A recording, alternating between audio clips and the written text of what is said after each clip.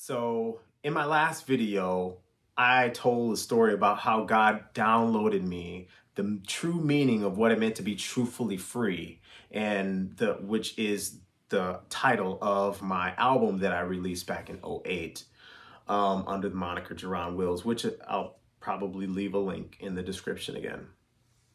But this time, let's go just a little bit deeper. Okay, so one of the things that he showed me was that both the oppressed and the oppressor are both bound. Hardly makes any sense, right?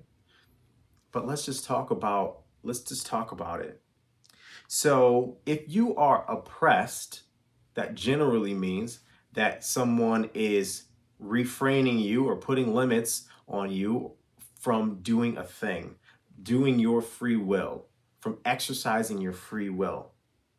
You lack, in those instances, you might lack power. You might lack authority to be able to just tell somebody to stop.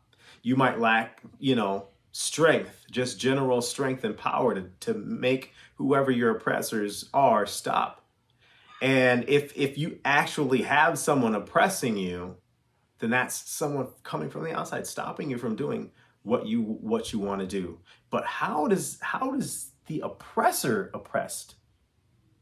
Because that's the trick. That's the one that was new to me that God dropped on me. The oppressor lacks restraint.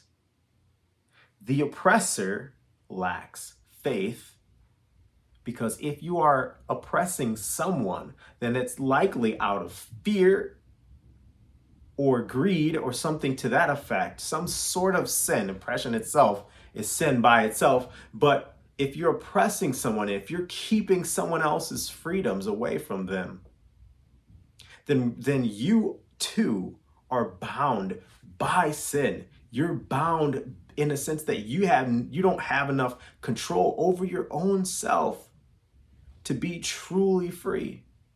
Because if you were truly free, you would be free enough to not have to oppress others. So, and the other thing that ties them both is that they both lack knowledge. How so?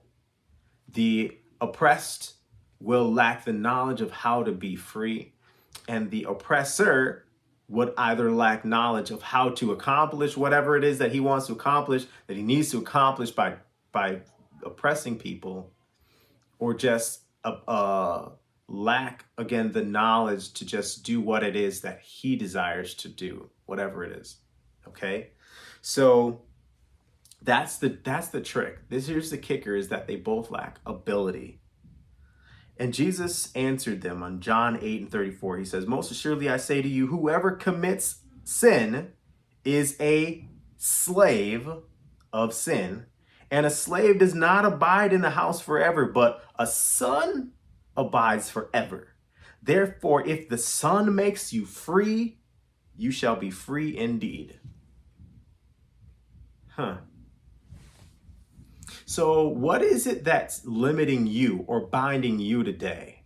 Is there something that you can just know that you would love to be free from? It could be addiction. It could be just lust. It could be, you might be a gambler. You might just be prideful. Or you might just be addicted to looking at videos on YouTube and Facebook. And you have no control over, you lack control over how much you eat or how much you rest or anything like that. Or maybe it's your finances. The point is that in Jesus, there's freedom there's freedom for all of those things. And I'm going to continue to dig into this topic. So I'm going to do another video, and we're going to go just a little bit further. So find us on YouTube so that you can look up part 3 of this Truthfully Free series. I'm Jerron Wills. I'll see you on the next one.